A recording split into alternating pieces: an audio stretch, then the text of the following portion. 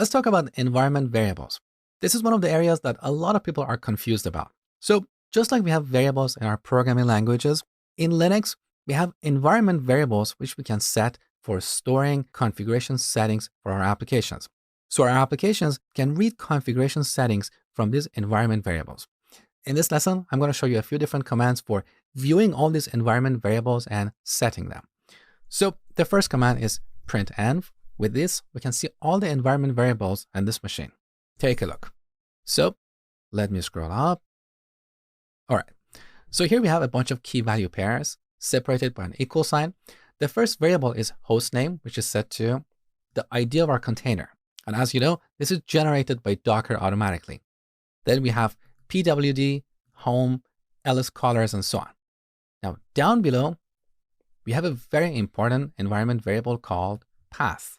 Have you noticed that sometimes when you run a program from the command line, you get an error saying the program or the command was not found, even though you have installed that program? Quite often that happens because your operating system, whether it's Linux or Windows, cannot find that program. Now, here's the interesting part. To find a program, your operating system is not going to go through your entire hard drive. It's only going to look at specific directories. And those directories are specified using the path variable. So this is set to a list of directories separated by colon. So here's the first directory. Then we have a colon. Here's the second directory, and so on. These are the directories that Linux or Windows searches for to find a program or a command. Okay? Now, what if you want to see the value of a particular variable? We can type printenv and then path. That's another way. Now, once again, everything is case sensitive here. So if I type path in lowercase, we're not going to see anything. Okay? Now, there's another way to see the value of an environment variable. Instead of printenv, we can use echo, but here we have to prefix the variable with a $sign. So Linux knows that we are referring to an environment variable, like path. Now, how can we set a variable? Using the export command. So let's define a variable called db_user, and I'm going to set that to mosh. Now this variable is stored in the current session, in the current terminal session. So we can read it using the echo command, db_user. We can also read it using printenv. However, this variable is only available in the current terminal session.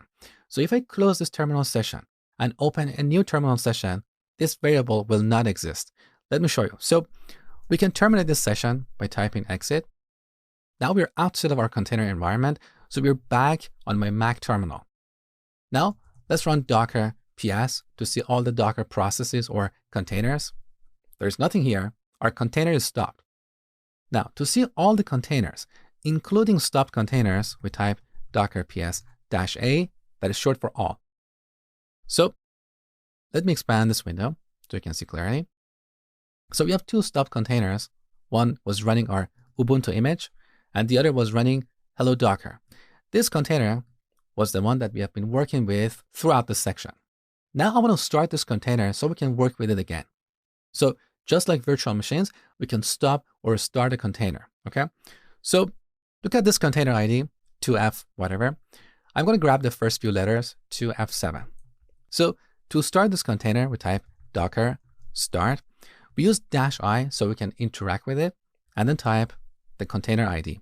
Quite often, we can type only the first 2-3 letters, unless there is another container whose ID starts with the same sequence of characters. Then we have to type more characters, okay?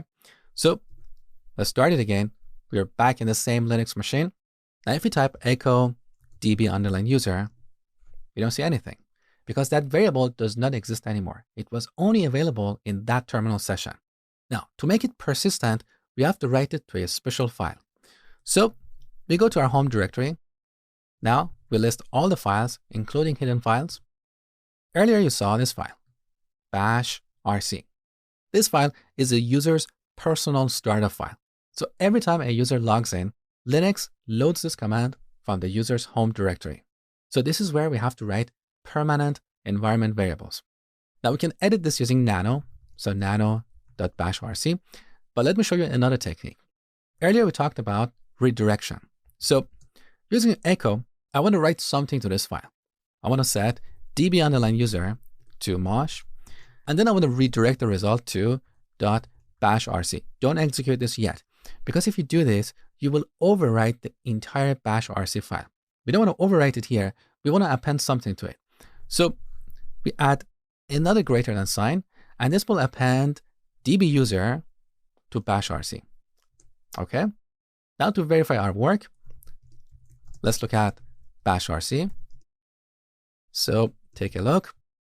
The last line contains our permanent environment variable. And of course, we can always come back and change this value. Now, one thing I want to emphasize here is that you should never store sensitive information in environment variables, because at the end of the day, these variables are stored in plain text files. So we don't want to store DB password here, because anyone who has access to this machine can read the DB password. So just be aware of this. I think most software engineers have made this mistake at least once in their career, and I'm no exception. So we have set DB user permanently in this file. Now, if we exit and open a new terminal session, we can still read the value of that variable. So let's look at all the stub containers. Here's our container. We're going to start it one more time. Docker start -i 2f7. We're back here. So let's echo db user. Beautiful. Now, one last thing before we finish this lesson. The changes we make to bash rc file are only effective in the next terminal session. So if you write another environment variable here, that variable is not going to be available until we open another terminal session. Let me show you. So let's go to my home directory and echo, let's say, color equals blue. We're going to write that to .bash rc file.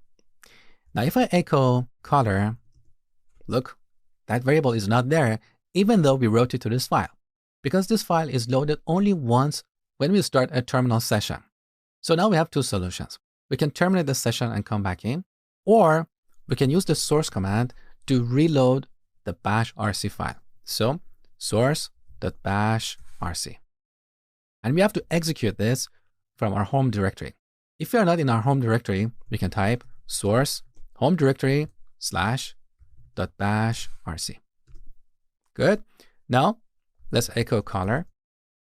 And here's the result. Beautiful.